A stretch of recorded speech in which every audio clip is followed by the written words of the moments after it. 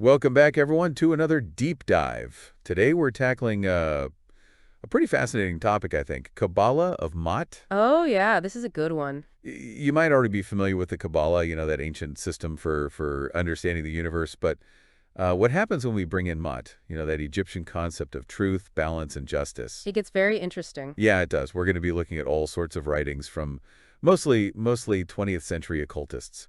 And they, decided to shake things up a bit, started reinterpreting the tree of life, that central symbol in the Kabbalah, in a pretty unexpected ways. Yeah, they really took it to a whole new level. Like they were trying to upgrade it, get it ready for the next era. The Aeon of Maat. Exactly, the Aeon of Maat. But, before we dive into all that, we got to lay some groundwork. Sure. Can you give us a little, Kabbalah 101, just a quick rundown of the Kabbalah and the Tree of Life, for anyone who might not be super familiar?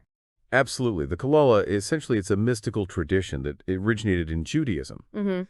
And it uses symbols and metaphors to explore all the big questions. Yeah. The nature of God, the creation of the universe, humanity's relationship with the divine. Yeah, it's a big one. And at the heart of it all, you got the Tree of Life. It's like this diagram. It's a roadmap almost. Okay, so it's not just a pretty picture. No. It's a map, a guide to understanding the universe and our place in it. Gotcha. So what's on this map? What are we looking at? Well, you got these 10 spheres. They're called Sephiro.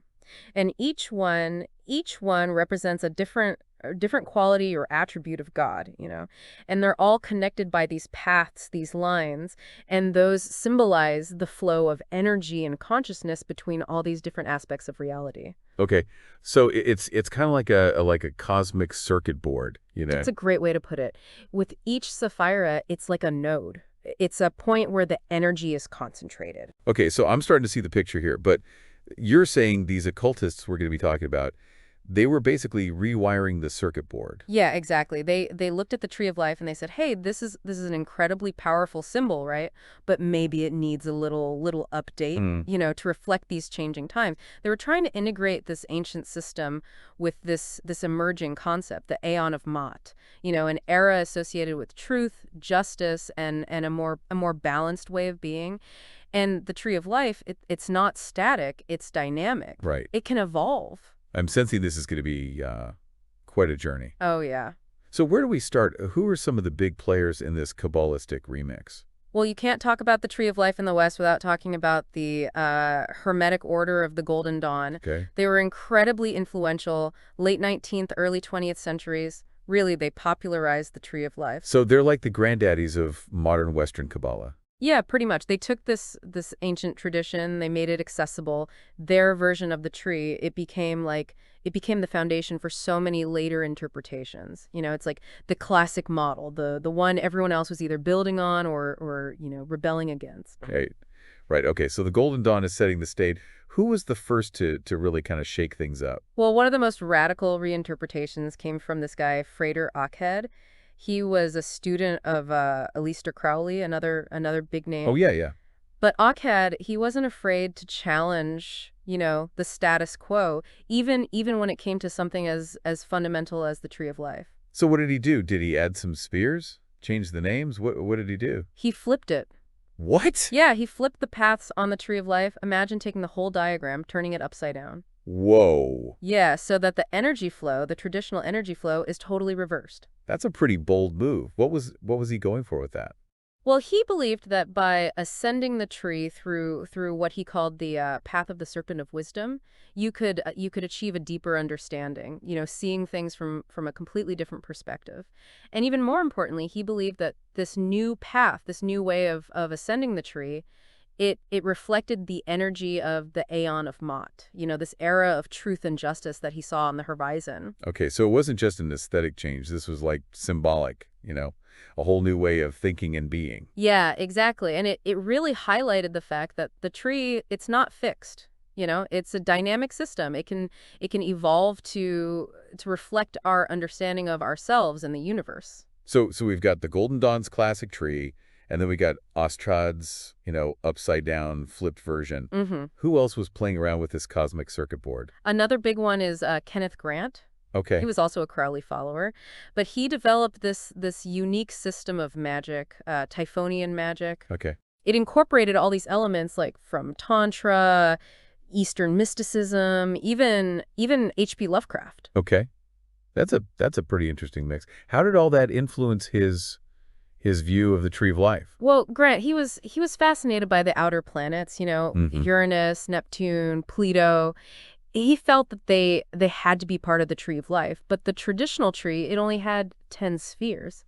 So he had to get creative. Right. So he brought back this sphere called Dot. Okay. It had always kind of been there, lurking in the background, but Grant, he gave it a whole new level of importance. So he was adding a whole new dimension, not just like squeezing in a couple of planets. Exactly. And he saw Dot as this gateway Uh-huh. to the night side of the tree. The night side, what is that? It's this realm associated with the subconscious shadow forces, hidden knowledge. Okay. Like he was saying, hey, there's a lot more to this tree than meets the eye. We got to explore those darker, those hidden aspects. Right, right. And his work, like Achad's, it challenged the traditional view, like this idea that it's just this hierarchical system. He was suggesting that there are multiple pathways, multiple ways to access the divine. This is already blowing my mind. We got flip paths, we got extra dimensions. What else? What else is in store for us on this Kabbalistic adventure? Oh, we're just getting started. There are so many other interpretations out there, and they all connect back to this idea of the Aeon of Maat, this emerging era of balance and harmony. It's like they're all trying to map out a path to a more just, a more enlightened future, using the Tree of Life as their guide. I can't wait to dive in and explore these other interpretations. This is a deep dive in every sense of the word. Oh yeah, you're gonna love it. You know what's really striking me as we look at all these different trees of life? It's Hmm. it's not just about understanding them intellectually. It's about personal transformation. It's like these occultists are saying, "Hey, look, this ancient symbol, it can be a powerful tool for growth, for becoming more balanced and more aligned with the universe." It's not just about decoding the map. It's about actually taking the journey, Yeah, right? using these different interpretations to navigate the beyond of Maat and evolve ourselves along the day. Okay, so magic, it's less about like acquiring magical powers and more about aligning yourself with these higher principles Hmm. to create positive change Yeah, internally and in the world around you. you got it. And to really illustrate this idea of personal transformation, I think it's worth taking a closer look at one of the figures we mentioned earlier, Nima. Oh yeah. Nima, you mentioned she claimed to have received a transmission directly from Maat, but you didn't really explain it. What exactly happened there? Well, she described it as a time travel working, Okay. essentially using specific magical techniques to access information or energies from the future. And in this future, she encounters Maat and receives the teachings that would form the foundation of Maat magic. Wait, so we're talking about like actual time travel here. That's how Nima presented it, and her experience had a profound impact, on her and on the development of Maat magic as a whole. Whether you interpret it literally or metaphorically, what matters is the message, what she brought back. Right, that's a good point. So what were some of the key teachings that Nima brought back from this time traveling encounter? One of the most important is this concept of the double current. You see, Nima, she believed that the energy of the Aeon of Maat, it wasn't something that we had to passively wait for. She suggested that it was already flowing backward in time, influencing our present from a future point. Okay, so it's like we're being pulled towards a more balanced future by this Maat current. But we also have a role to play in shaping that future. Exactly. It's this dynamic interplay between these two forces. The energy of Horus representing the current Aeon and the energy of Maat, drawing us towards this future of balance and integration. This makes me think of like those yin-yang symbols, those seemingly opposing forces that are actually complementary. That's a great analogy. And just like in that yin-yang symbol, there needs to be a balance between these two currents. Too much emphasis on one, it leads to imbalance. So Maat magic is about recognizing and working with this double current, actively integrating those energies of Horus and Maat into our lives.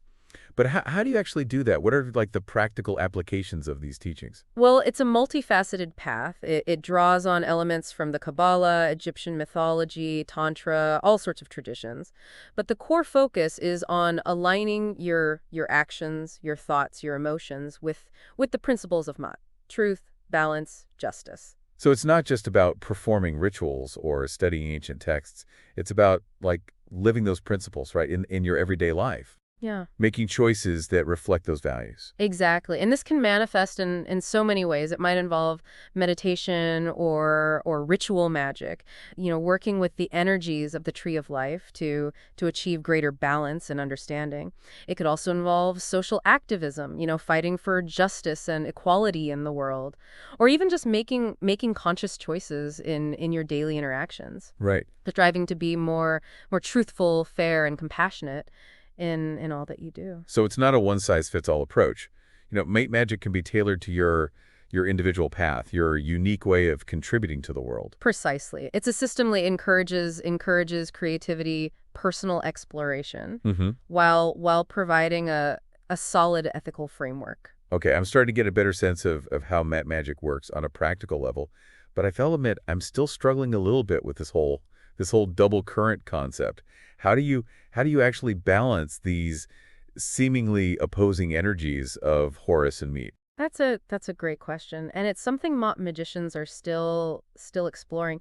Nima, she described it as a process of dynamic tension, where these two currents are constantly interacting, influencing each other. It's like a cosmic dance, this constant interplay of forces. So it's not about like achieving some static state of perfect balance. It's about learning to navigate this ongoing dance. Exactly. Think about a tightrope walker. Okay. They're constantly making adjustments, right, to stay balanced. Similarly, a magician needs to constantly assess their actions, their intentions, making sure they're not tipping too far in one direction or the other. Okay, that's a great analogy. It really captures that sense of active engagement and awareness that seems so central to Maat magic.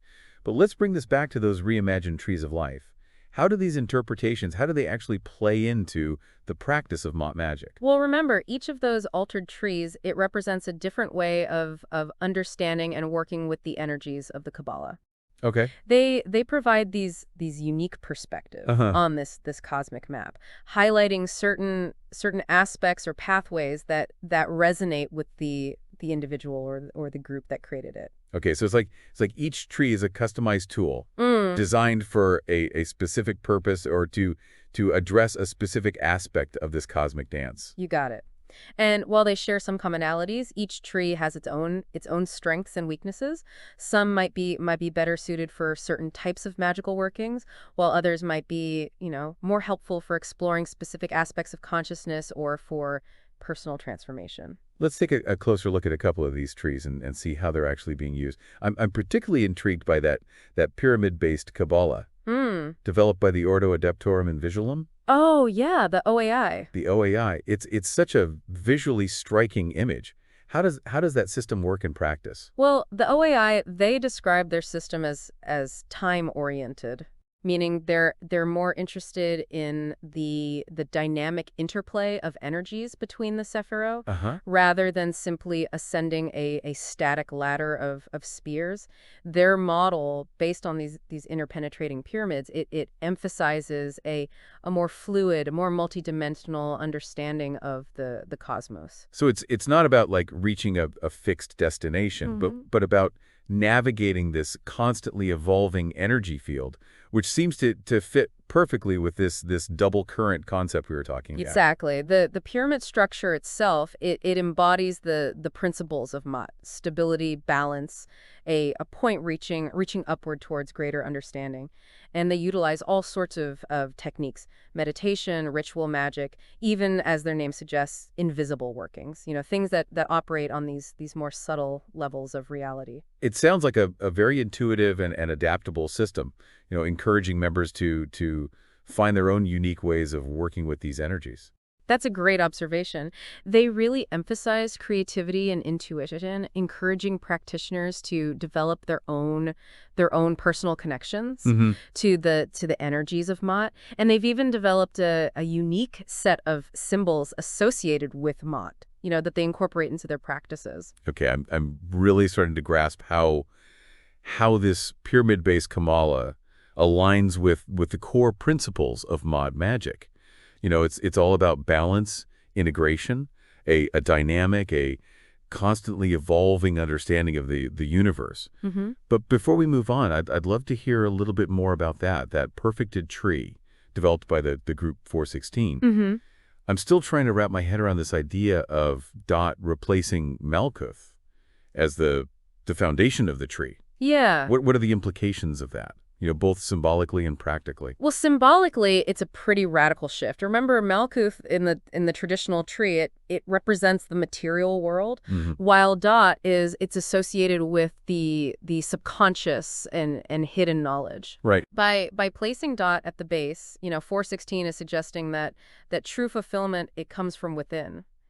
From understanding and integrating our shadow selves rather than from pursuing external achievements or material wealth. So it's like they're saying, hey, the real journey, it's inward. Exactly. And they're not just playing with symbolism either. They've also rearranged the planetary attributions on the tree to align with this inward focus. Planets traditionally associated with material success like Mars and Saturn, they're repositioned to represent more introspective and spiritual qualities. Wow, they're really rewiring the entire system to support this inward journey. How does this play out in their actual practice? Well, the perfected tree becomes a tool for exploring the depths of consciousness, for shadow work, for connecting with the divine feminine in a more profound way. They believe that by working with this model, you can access deeper levels of understanding and unlock hidden potential within yourself. It sounds like 416 is really pushing the boundaries of Kabbalistic thought with this perfected tree. Mm-hmm. But as you said earlier, it's just one interpretation among many. Right. What's really fascinating is how all these different approaches, as diverse as they all contribute to the evolution of Maat magic. Yeah. Expanding its scope and potential. Absolutely. And what's even more exciting is that this evolution, it's still ongoing. Right. Maat magic, it's a living tradition. It's constantly adapting and evolving as new insights and experiences emerge. It's like we're all participating in this grand cosmic dance. Each new interpretation adding a new step, a new twist, a new layer of beauty and complexity. And the best part is it's a dance that anyone can join. It's not about being an expert in ancient traditions or having special powers. It's about choosing to align yourself with those principles of truth, balance, and justice. And finding your own unique way to express them in the world. Beautifully put. And that's what makes Maat magic so relevant today. In a world that often feels chaotic and out of balance, it offers a path towards greater harmony, both within ourselves and in the world around us. As we've been going through all these different interpretations of the Kabbalah and the Aeon of Maat, I've realized it's not just some abstract philosophy. Yeah. It's not about just, memorizing symbols or getting lost in intellectual debate. Right, exactly. It's about putting these ideas into practice, in a way that really transforms your life. Yeah. And one of the most powerful ways to do that, I think, is through ritual. Absolutely. Ritual, it's central to Maat magic. Now, I know the word ritual can sound a little intimidating to some folks. They might picture like, I don't know, chanting in robes or something. Sure. But, ritual at its core, it's really just about creating a sacred space, a container for focusing your intention and connecting with deeper energies. Exactly. It's not about, dogma or rigid rules. It's about creating an environment that's conducive to personal transformation, spiritual growth. Okay, so it's not about, one right way. It's about finding what resonates with you, or helps you tap into those Maat-Chishan energies. Yeah. Align yourself with those principles of truth, balance, and justice. It's about, making it your own, personalizing it. Right. Yeah, exactly. Some people might feel drawn to working with traditional Egyptian rituals, incorporating things like incense, candles, specific invitations. Sure. So while others might prefer to create their own rituals, drawing inspiration from nature, music, movement. I can picture someone, doing a ritual dance under the full moon. Right, exactly. The possibilities are endless. Yeah. But the key is to approach it with intention. With a clear sense of what you're trying to achieve. And with respect for Yes. those energies that you're working with. Right. Yeah, it's about creating a space where you can connect with the divine, with your higher self, with those forces that can guide you on your path. This is a beautiful thing. Okay, so we've established that ritual is a key element of Maat magic. Yeah. But I'm curious about the role that the Tree of Life plays in these rituals. And we've talked a lot about these altered trees. Right. But how are they actually used, like in a practical way? Well, remember, the Tree of Life, it's essentially a map of consciousness. Yeah. Right. It represents these different aspects of ourselves and of the universe. Right. And in ritual, you can use the tree as a framework for exploring those different aspects, for activating certain energies, or even for traveling between different realms of existence. So it's like using the tree as a navigation system during a ritual. Exactly. And the specific tree that you choose to work with, it'll depend on, the nature of the ritual, the energies you're trying to tap into. So for instance, if you're doing a ritual focused on healing, you might choose to work with the perfected tree, with its emphasis on dot and the shadow self. Precisely. Or if you're doing a ritual focused on, I don't know, manifesting abundance, you might choose to work with a more traditional tree, focusing on the spheres associated with prosperity.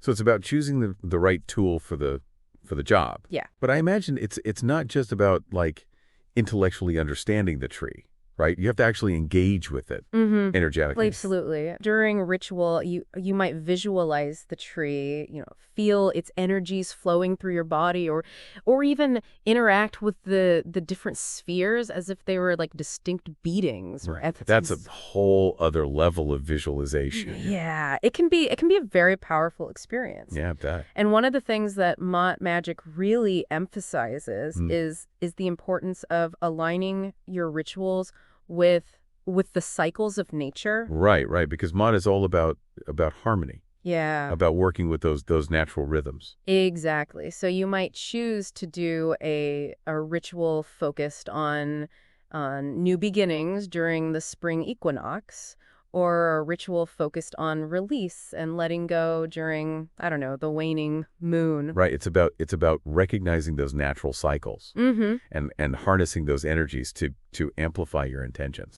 Precisely. And this connection to nature, it's also reflected in the symbolism of the tree of life itself. Right. The different spheres they're associated with specific elements, planets, even times of year. So the tree is like a microcosm of the universe, reflecting those interconnected cycles and patterns. Exactly. And by understanding those connections, we can deepen our understanding of ourselves, our place in the cosmos, our role in the unfolding of the Aeon of Maat. This is all so fascinating. I'm realizing we haven't even touched on all the aspects of moot magic. Yeah. What other elements are essential to this practice?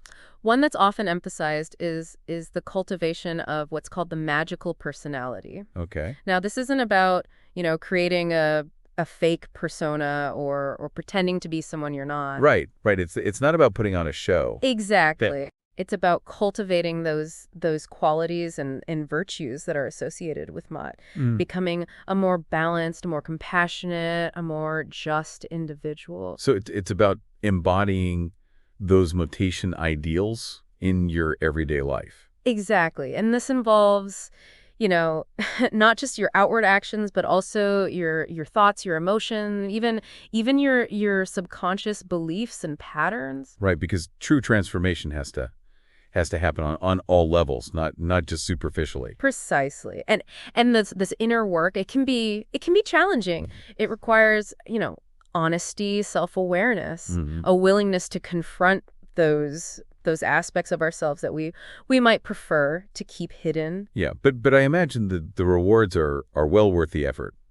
Absolutely. It's about becoming the best and most integrated version of yourself. Hmm. And this alignment with Maat, it not only benefits you personally, but it Mhm. also it ripples outward, influencing the world around you. Because when we embody those virtues, Yeah. Yeah. of truth, balance, and justice, we become living examples, inspiring others to do the same. Exactly. And that collective transformation, that's ultimately what Mott Magic is all about. Mhm. It's about creating a world that reflects those higher principles, a Mm. world where harmony, justice, and compassion prevail. It's a beautiful vision, and I think it's something that resonates with a lot of people, especially in these times. I agree. And what's so empowering about Mott Magic is that it gives you, a framework, a set Mhm. of tools for actually working towards that vision. Right. It's not just about